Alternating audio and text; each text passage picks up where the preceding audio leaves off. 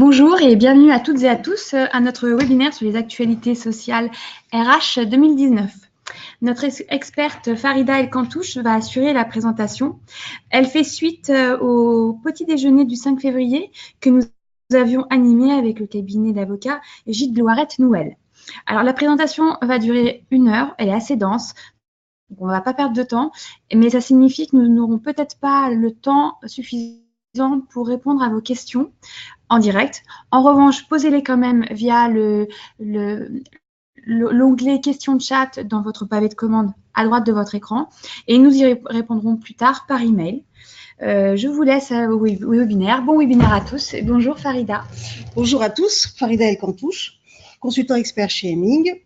L'objectif de ce webinaire est de vous présenter l'essentiel des mesures qui sont issues des lois de financement de la sécurité sociale pour 2019, loi de finances pour 2019 et également les mesures qui sont issues de lois publiées en 2018, mais dont certaines mesures entrent en vigueur au 1er janvier 2019. Nous allons commencer par la loi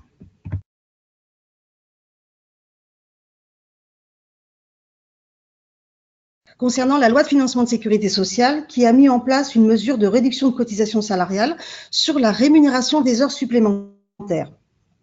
Cette exonération va concerner la rémunération des heures supplémentaires qui sont effectuées au-delà de la durée légale, les heures complémentaires qui sont effectuées par les salariés à temps partiel, ainsi que la majoration de rémunération qui est versée aux salariés qui sont en forfait jour en contrepartie du rachat de leurs jours de repos, et ce, à compter du 1er septembre 2019.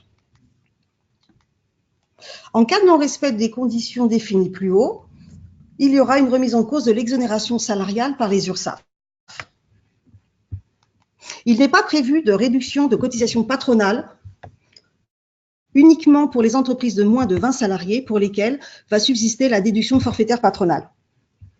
Concernant cette mesure, des modifications ont été apportées par la loi portant mesures d'urgence économique et sociale qui prévoit qu'il y aura une exonération d'impôt sur le revenu concernant cette rémunération des heures supplémentaires ou heures complémentaires ou majoration pour les salariés en forfait jour. Cette rémunération ne devra pas figurer dans le net imposable jusqu'à dépassement d'une limite prévue par la loi qui est de 5 000 € par an. La modification importante aussi, c'est que la loi portant mesures d'urgence économique et sociale accélère la mise en œuvre de la réduction de cotisation salariale, puisque initialement prévue par la loi de financement de sécurité sociale pour entrer en vigueur au 1er septembre 2019, cette nouvelle loi anticipe et prévoit l'entrée en vigueur au 1er janvier 2019. Concernant cette réduction, le taux qui a été prévu par décret du 24 janvier 2019 est un taux qui est fixé à 11,31%. Le taux de cette réduction sera donc égal à la somme des taux de chacune des cotisations d'assurance vieillesse qui est d'origine légale et conventionnelle obligatoire, qui sera à la charge du salarié, et ce dans la limite de 11,31%. Donc ce sont les cotisations ARCO et AGIRC. Le taux pourra parfois être inférieur à 11,31, mais il ne pourra pas aller au-delà. Ce sera notamment dans le cadre de cotisations à taux réduite.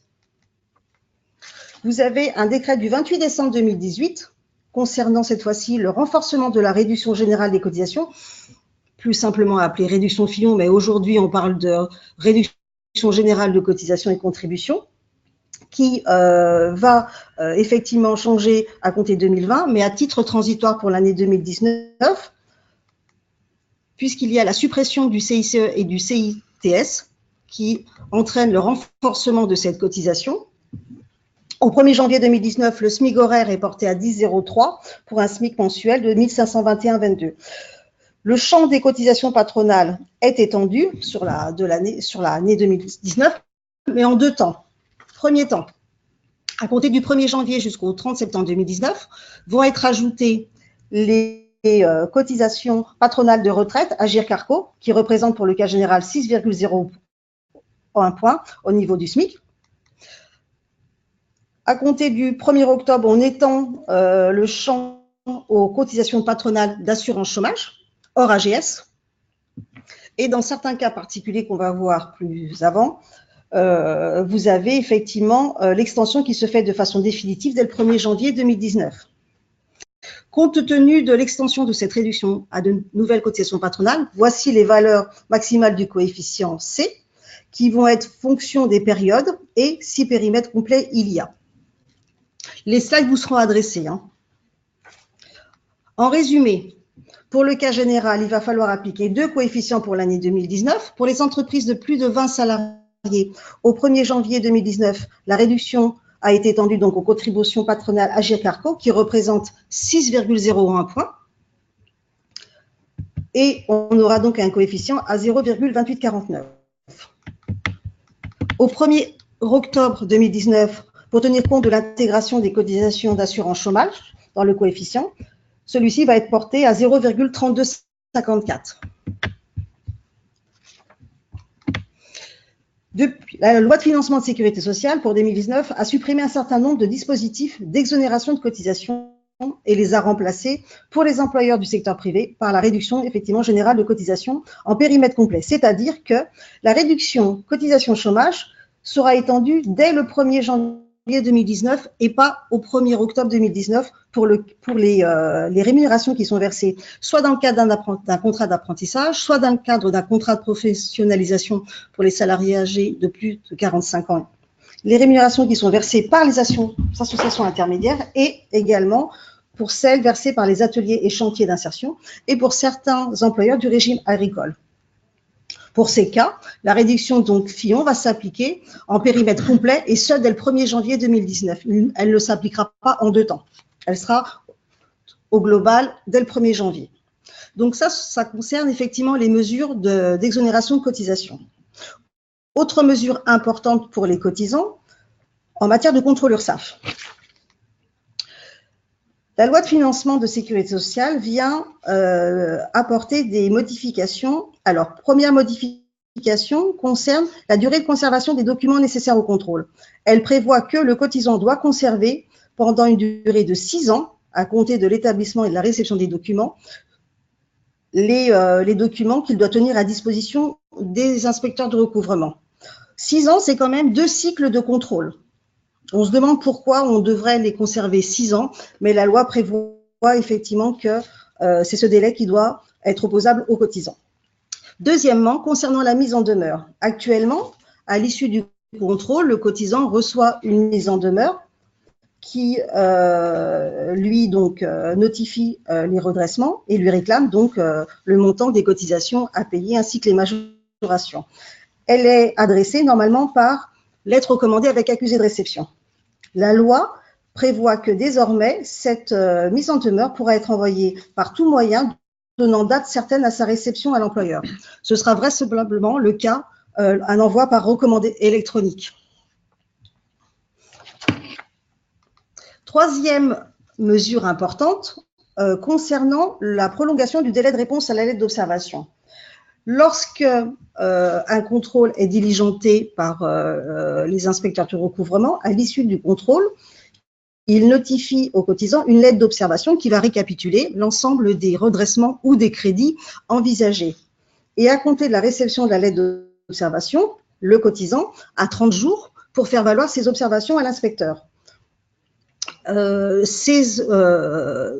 Général, de temps en temps, un cotisant n'était pas en mesure de répondre dans le délai de 30 jours et pouvait être amené à solliciter auprès de l'inspecteur un délai supplémentaire.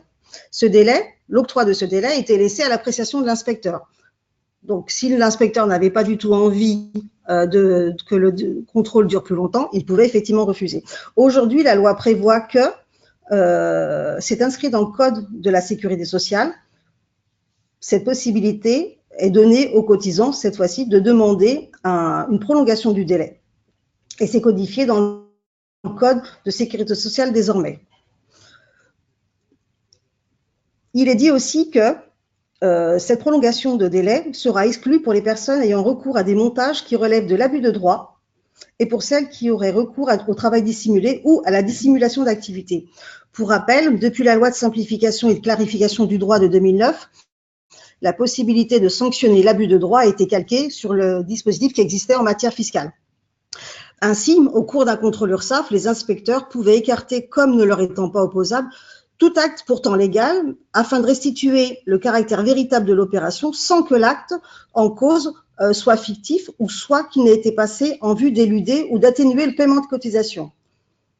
Lorsqu'un tel abus était constaté, l'URSSAF pouvait sanctionner le cotisant en majorant le redressement de 20%. C'est désormais inscrit dans le nouvel article L243-7-2 du Code de la sécurité sociale. L'abus de droit est inscrit. Alors après, effectivement, plusieurs questions vont se poser. Qu'est-ce que, effectivement, cette notion d'abus de droit? Comment les inspecteurs, comment les URSSAF vont pouvoir le mettre en œuvre? Concernant les mesures relatives au travail dissimulé, lorsque un cotisant était redressé au niveau du travail dissimulé, il se voyait supprimer les réductions et exonérations de manière totale. Aujourd'hui, la loi prévoit que cette suppression puisse être partielle dans le cas où il existe un lien de subordination entre un prestataire et un donneur d'ordre, ou lorsque la dissimulation d'activité est considérée comme limitée à un maximum de 10% de l'activité. En cas de paiement rapide, les majorations de retard seront réduites. La loi prévoit que les employeurs sont incités financièrement à s'acquitter rapidement et en totalité des montants redressés, ce qui leur permettra de bénéficier d'une minoration de taux de majoration de 10%. En cas de règlement intégral des sommes, et ce, dans le délai de 30 jours. Ils peuvent également présenter un échéancier auprès du directeur de l'organisme de recouvrement qui l'aura accepté dans ce même délai, ce qui permettra effectivement de continuer à bénéficier de cette minoration de 10%. Toutefois, si le cotisant était en cas de récidive de travail dissimulé, cette fois-ci, ce serait une majoration de 20% du taux dans le cas général, et de 20% effectivement dans les situations de travail dissimulé, alors qu'il serait soit commis en bande organisée, soit à l'égard de mineurs ou de personnes vulnérables. Donc, vous voyez que les taux sont vraiment élevés, puisqu'on passe de 25 à 45% ou de 40 à 60% quand même. Concernant, ces mesures vont s'appliquer aux opérations de contrôle engagées à compter du 1er janvier 2019. Toutefois, cette annulation partielle des majorations en cas de travail dissimulé peut également produire effet si des procédures judiciaires sont en cours et n'ont pas fait l'objet d'une décision de justice irrévocable, c'est-à-dire définitive. Les cotisants concernés pourront bénéficier des dispositions présentées à l'instant si effectivement le contentieux judiciaire est toujours en cours. Donc, cela concernait la première partie. Maintenant, on va parler de la seconde partie qui concerne cette fois-ci des mesures issues des lois portant mesures d'urgence économique et sociale dont on a parlé tout à l'heure pour la réduction de cotisations salariales. On va parler aussi d'une mesure concernant la loi pour un État au service d'une société de confiance. Ça va concerner plutôt les relations entre les URSSAF et les cotisants. Et on évoquera aussi des mesures issues de la loi pour choisir son avenir professionnel. Concernant la loi portant mesures d'urgence économique, on a vu tout à l'heure que la première mesure concernait la réduction des cotisations salariales où la loi fixait une exonération d'impôt sur le revenu dans la limite de 5 000 € annuels et prévoyait aussi que cette mesure entrait en vigueur au 1er janvier 2019 et non plus au 1er septembre 2019. La deuxième mesure phare concernant cette loi concerne la prime exceptionnelle de pouvoir d'achat. L'objectif de cette prime, alors n'oublions pas que cette prime concernait des mesures qui avaient été prises en urgence et annoncées par Emmanuel Macron pour faire face à la crise des gilets jaunes. Cette prime a pour objectif d'encourager le pouvoir d'achat des salariés. Le versement, rappelons-le, est facultatif et non obligatoire. Alors, selon une étude effectivement de l'association des DRH qui est parue hier dans les Échos, il apparaît que 74% des entreprises vont verser cette prime, majoritairement des PME. Les conditions d'exonération. Les salariés éligibles à cette prime sont des salariés qui auraient perçu en 2018 une rémunération qui serait inférieure à 3 fois la valeur annuelle du SMIC, soit environ un peu moins de 54 000 €. Le montant est limité par 1 000 € par bénéficiaire, mais rien n'empêche l'employeur de verser une prime inférieure. Et si jamais il versait une prime supérieure, l'excédent serait soumis à cotisation. Les salariés doivent être liés par un contrat de travail au 31 décembre 2018 ou à une date antérieure en cas de paiement de cette prime avant cette date. Il est important de noter que cette prime ne se substitue pas à des éléments ou à des augmentations de rémunération, ni à des primes prévues par accord salarial, contrat de travail ou usage. Tout simplement pourquoi? Pour éviter l'effet d'aubaine. Des contrôles seront opérés par les URSSAF et par les inspections du travail, justement pour vérifier qu'aucune entreprise n'a essayé de substituer des éléments de rémunération en versant cette prime. L'exonération, il est prévu donc une exonération totale sur l'impôt sur le revenu. Et au niveau des cotisations et contributions sociales, vous avez donc toutes les cotisations sociales, CSG, CRDS, etc., qui seront donc exonérées. La date de versement, elle est prévue entre le 11 décembre 2018 et le 31 mars 2019. Concernant les modalités de mise en place, il y a deux options. Soit par décision unilatérale de l'employeur, qui devait être faite au plus tard le 31 janvier 2019, avec information des représentants du personnel, et ce avant le 31 mars 2019. Cette information, si l'entreprise a un CSE ou un comité d'entreprise, c'est d'être mis à l'ordre du jour. Il y a une résolution qui sera mise à l'ordre du jour.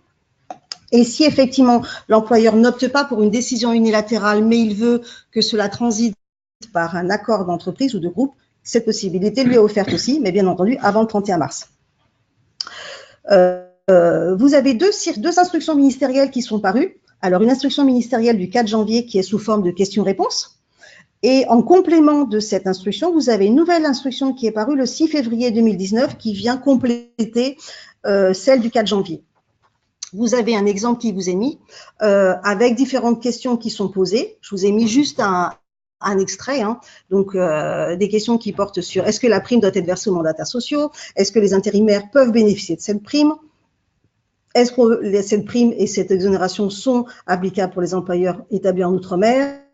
Est-ce que la prime peut être d'un montant inférieur ou supérieur à 1 000 €, etc. Je vous engage à aller regarder ces deux instructions pour avoir de plus amples informations.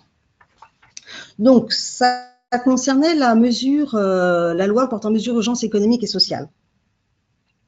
On va parler maintenant concernant la loi pour un État au service d'une société de confiance en ce qui concerne les relations entre les URSSAF et les entreprises. Quelles sont les mesures emblématiques? Premièrement, le droit à l'erreur. Jusqu'à présent, en cas de contrôle, les cotisants se voyaient appliquer une pénalité de 5%. Aujourd'hui, en 2019, cette pénalité va être supprimée pour l'entreprise de bonne foi. C'est-à-dire qu'une personne, une entreprise ou une société qui commettra une erreur pour la première fois ne pourra pas être sanctionnée si elle a régularisé sa situation, soit de sa propre initiative, soit après avoir été invitée à le faire par l'URSSAF ou la CGSS dans le délai indiqué. L'entreprise qui régularisera sa situation vis-à-vis de l'URSSAF ou de la CGSS dans ces conditions versera donc le montant des cotisations qui résultent de sa régulation, donc suite à son erreur, mais elle sera dispensée de des majorations de retard. Attention, si l'administration estime qu'il y a mauvaise foi ou fraude, une sanction pourra être prononcée à l'encontre de la société. Donc ça concernait le droit à l'erreur. Vous avez un autre dispositif qui est important aussi, c'est la médiation. La médiation, initialement, était expérimentée uniquement à l'URSSAF d'Île-de-France, Bretagne et Champagne-Ardenne. Dès lors que l'expérimentation a été concluante, l'ACOS a décidé que ce dispositif devait se généraliser sur tous les territoires. Ce qui veut dire que chaque URSSAF va désormais disposer d'un médiateur. Le médiateur ne peut être saisi qu'avant d'une saisine de la commission de recours amiable ou avant la saisine du tribunal de grande instance. Dès lors que vous avez saisi la commission de recours amiable ou le tribunal de grande instance, le médiateur n'est plus compétent. Et ce dispositif qui est instauré au sein des URSSAF va être également instauré au sein des caisses de mutualité sociale agricole. Concernant la loi pour la liberté de choisir son avenir professionnel, et notamment les mesures afférentes à l'apprentissage. La prime d'apprentissage et les aides sont supprimées pour les contrats qui sont signés à partir du 1er janvier 2019. Elles subsisteront toutefois pour les contrats qui ont été signés avant cette date et bien entendu jusqu'à leur terme. Elles vont être remplacées par une aide unique qui sera destinée aux contrats qui ont été conclus à compter du 1er janvier 2019 et ce uniquement pour les entreprises de moins de 250 salariés. Vous avez ci-après les montants de l'aide. Vous voyez que pour la première année du contrat d'apprentissage, ce sera un montant de 4 125 € maximum. Pour la deuxième année, ce sera 2 000 €. Pour la troisième année, 1 200. Et pour la quatrième année, si celle-ci est prévue par le contrat d'apprentissage, on aura 1 200 € exactement aussi. Il faut rappeler que les entreprises de plus de 250 salariés n'auront plus d'aide, alors qu'elles bénéficiaient jusqu'à présent du crédit d'impôt apprentissage, qui était quand même de 1 600 € par apprenti. Voilà pour cette mesure. Alors, concernant la loi pour la liberté de choisir son avenir professionnel, vous avez deux nouvelles obligations qui sont mises en place pour les entreprises. Deux obligations légales à traiter sous deux axes. Premier axe concerne le calcul d'un index égalité homme-femme et le second axe consiste en la désignation d'un référent contre le harcèlement sexuel et les agissements sexistes. Première obligation, égalité homme-femme. Il s'avère que vous avez dans le Code du travail un principe à travail égal, salaire égal. Or, il s'avère que dans les entreprises, il subsiste toujours un écart de salaire entre les hommes et les femmes qui est de 9% à travail égal et sur l'ensemble d'une carrière qui peut s'élever à 25%. Ce sont des chiffres qui ont été publiés par le ministère du Travail suite à une étude IFOP. À la suite de cela, cette loi vise à faire de ce principe d'égalité de rémunération entre les hommes et les femmes une obligation de résultat et non plus une obligation de moyens. Ce qui veut dire que l'employeur, tout employeur, devra justifier des actions qu'il aura entreprises pour supprimer, voire réduire l'écart de rémunération entre les hommes et les femmes.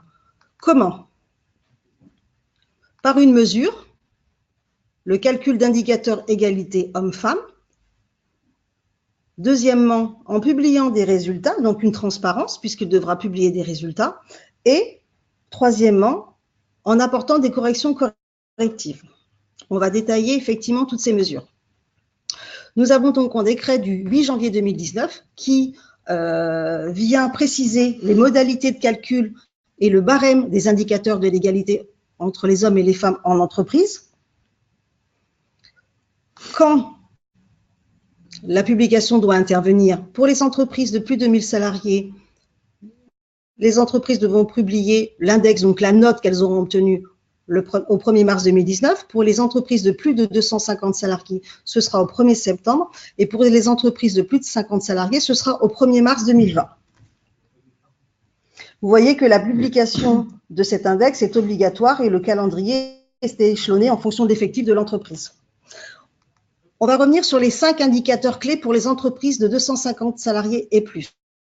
Pour les entreprises de moins de 250 salariés, il y a 4 indicateurs et non pas 5. Premier indicateur concerne l'écart de rémunération de base et de variable, plus les primes individuelles et porte sur un taux de 40%. Le deuxième indicateur concerne les écarts de répartition des augmentations individuelles. Le troisième concerne les écarts de répartition des promotions. Le troisième est un pourcentage de salariés augmenté au retour d'un congé de maternité. Et le cinquième concerne le nombre de femmes dans les 10 plus hautes rémunérations. Tous ces indicateurs arrivent à 100%. L'entreprise doit être performante sur les 5 indicateurs. Plus elle sera performante, plus elle obtiendra de points pondérés selon l'importance de l'indicateur retenu. Le but à atteindre est d'obtenir une note minimale de 75 points sur 100. Pourquoi? Parce que si l'entreprise obtient une note qui est inférieure à 75, elle aura 3 ans pour remédier au problème via des actions correctives, notamment par le biais de rattrapage salarial, etc. Vous avez sur le site impôts.gouv un tableur qui a été mis à disposition récemment par le gouvernement pour aider au calcul de ces indicateurs. Je vous ai mis quelques exemples d'indicateurs qui sont prévus dans le décret et qui sont donc détaillés dans le décret. Vous avez ici cet indicateur correspondant à l'écart du taux d'augmentation individuelle entre les hommes et les femmes. Vous avez effectivement le nombre de points à obtenir en fonction du pourcentage. Vous avez également un autre indicateur relatif au pourcentage de salariés qui ont bénéficié d'une augmentation dans l'année suivant le retour de congé de maternité. Vous avez un autre indicateur relatif au nombre de salariés de sexe sous-représentés parmi les 10 salariés ayant perçu les plus hautes rémunérations.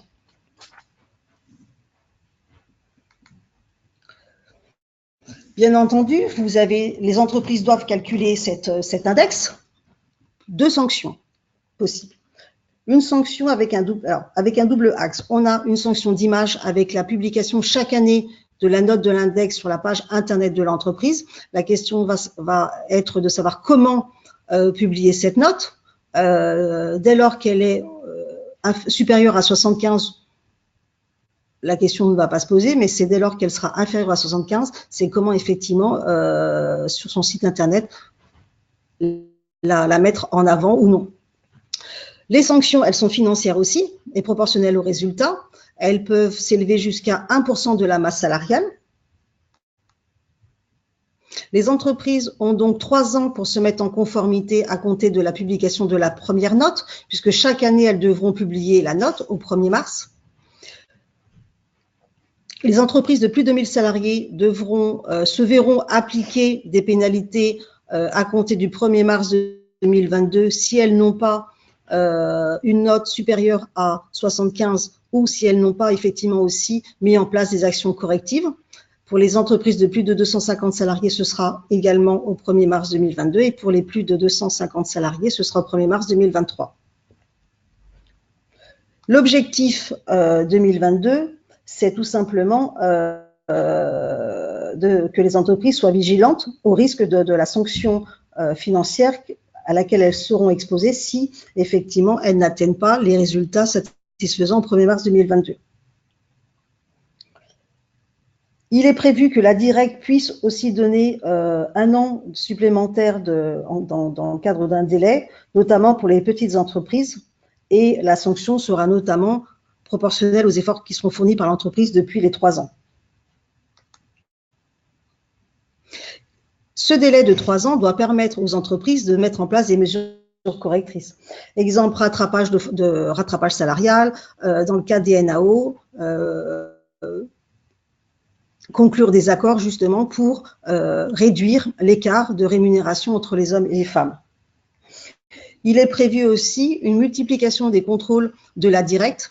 La ministre du Travail prévoyait une augmentation les contrôles seraient multipliés par 4 dans les entreprises.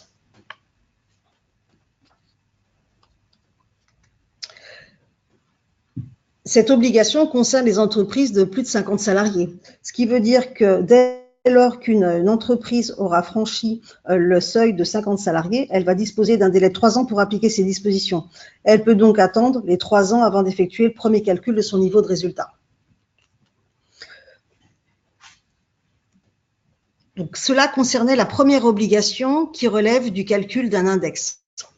La deuxième obligation concerne la désignation d'un référent contre le harcèlement sexuel et les agissements sexistes. Cette loi donc instaure l'obligation à compter du 1er janvier 2019 de désigner un référent contre le harcèlement sexuel et les agissements sexistes dans les entreprises d'au moins 250 salariés.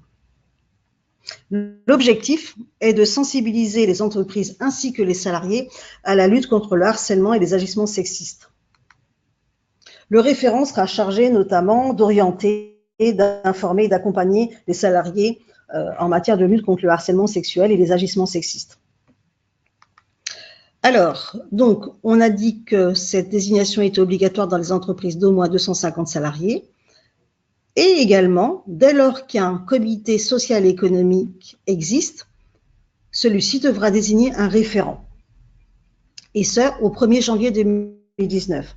La question qui peut se poser, c'est est-ce que si je n'ai pas encore de comité social et économique dans mon entreprise, que dois-je faire? La loi précise qu'il s'agit d'une désignation dans le cadre d'un membre du CSE. Elle ne prévoit pas le cas dans le cadre d'un comité d'entreprise. Ce qu'il faut savoir aussi, c'est que si l'entreprise n'a pas encore mis en place de CSE, ce qui sera obligatoire à compter du 1er janvier 2020, ce seront les délégués du personnel qui sont les interlocuteurs actuels des salariés qui sont victimes car ils disposent d'un droit d'alerte en matière de harcèlement. Et donc, si l'entreprise n'a pas encore mis en place de CSE, il faudra attendre les prochaines élections pour que la nouvelle entité, le nouvel organe, désigne un référent. Cela n'empêche pas l'entreprise, elle, de le désigner, puisque cette obligation est au 1er janvier 2019.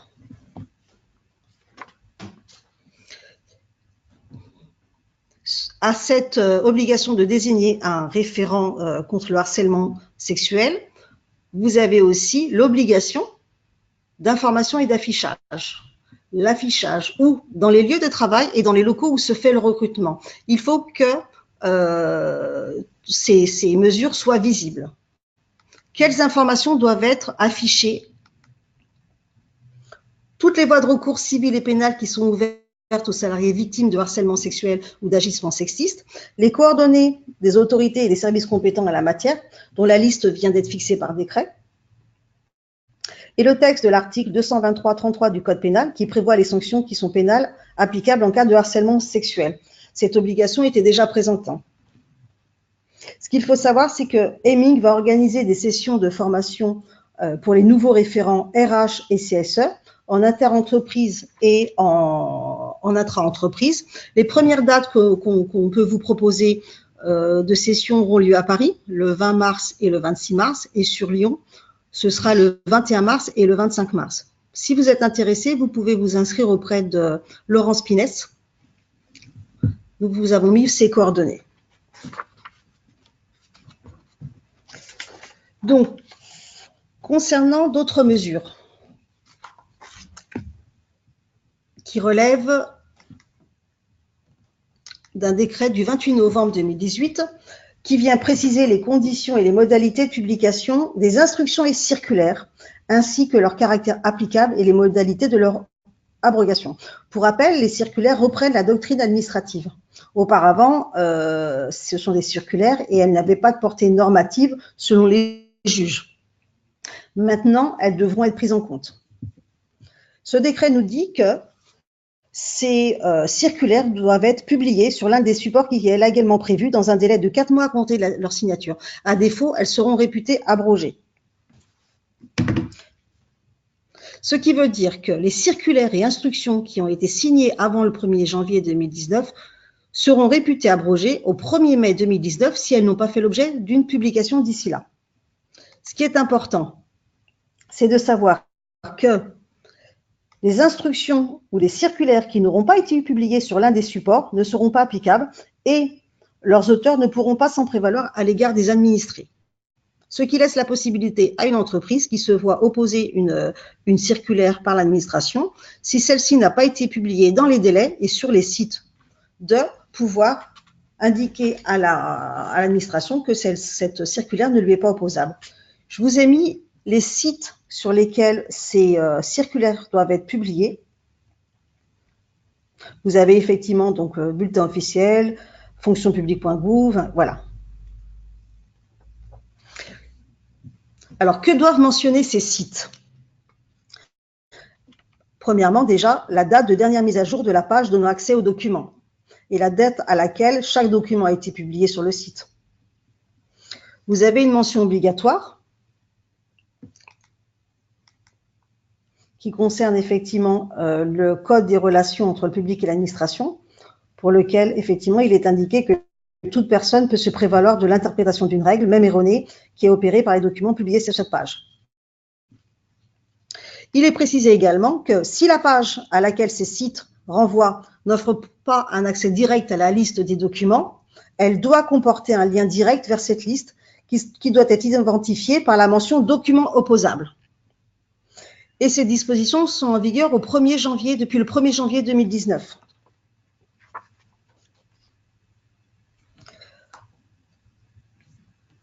Autre mesure, concernant la fusion Agir-Carco, qui a été institué à compter du 1er janvier 2019 et qui est issu de l'accord national interprofessionnel de novembre 2017. Une circulaire du 9 janvier 2019 sous forme de fiche précise les modalités de cette réforme. Pour rappel, cette fusion entraîne la suppression de la notion de cadre. Donc, ça constitue une réforme importante sur tous les contrats de prévoyance. On aura donc le maintien de la cotisation APEC pour 2019, avec une suppression à compter du 1er janvier 2019 de la cotisation AGFF, de la contribution exceptionnelle et temporaire CET et de la GMP.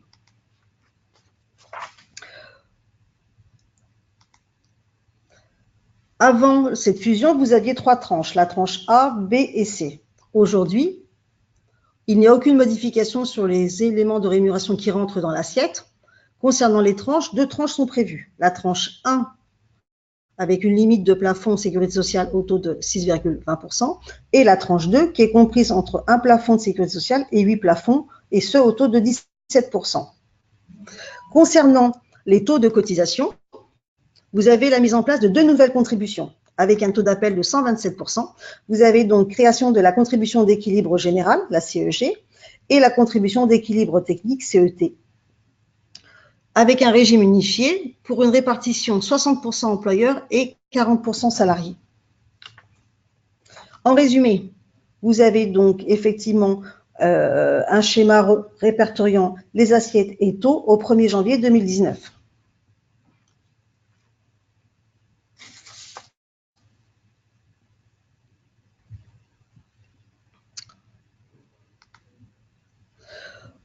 Autre mesure, concernant cette fois-ci le projet de loi Pacte, pour lequel la commission spéciale du Sénat a adopté le 17 janvier dernier ce projet de loi.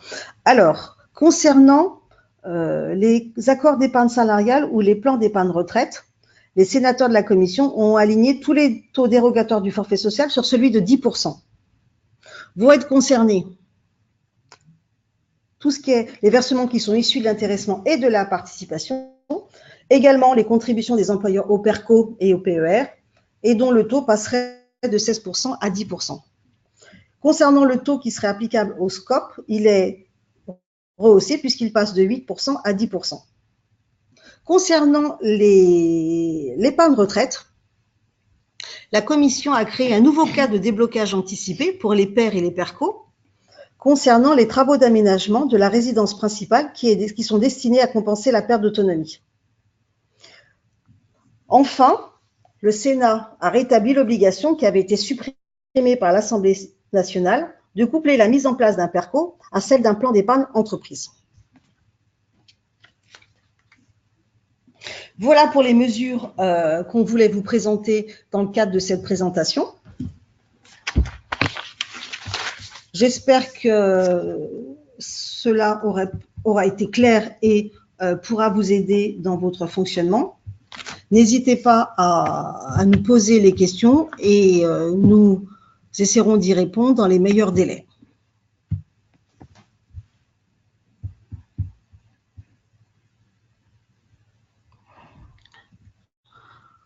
Alors déjà, comment sont évalués les 5 000 € net bas du bulletin?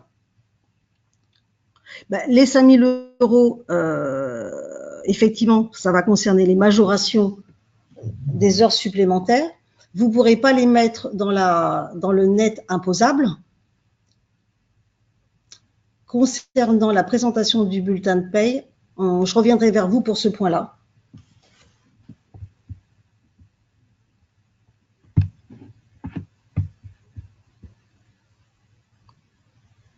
Alors, une question concernant le mode de calcul du rattrapage du salaire en cas de retour de congé de maternité. Je pense que c'est pour le calcul de l'index.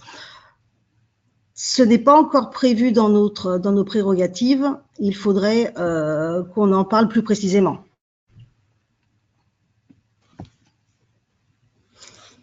Mais écoutez,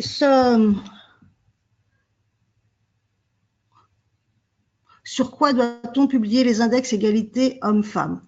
Alors, la note est à publier sur le site internet de l'entreprise et au préalable, l'entreprise doit, en réunion CSE, informer les membres du CSE du calcul des indicateurs et de la note qui sera donc issue de ces calculs. Si vous n'avez pas de site internet, la question se pose effectivement, quelle communication faire auprès des collaborateurs?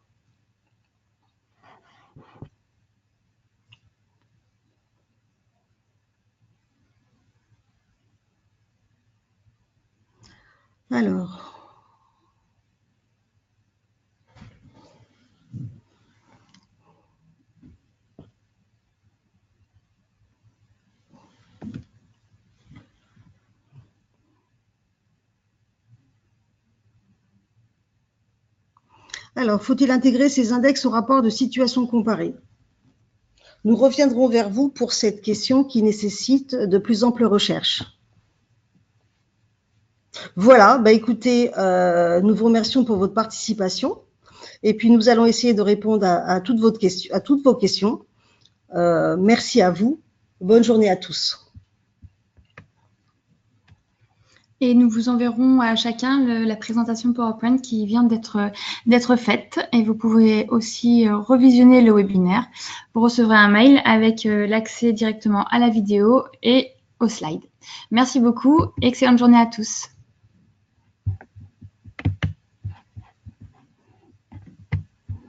Ouais.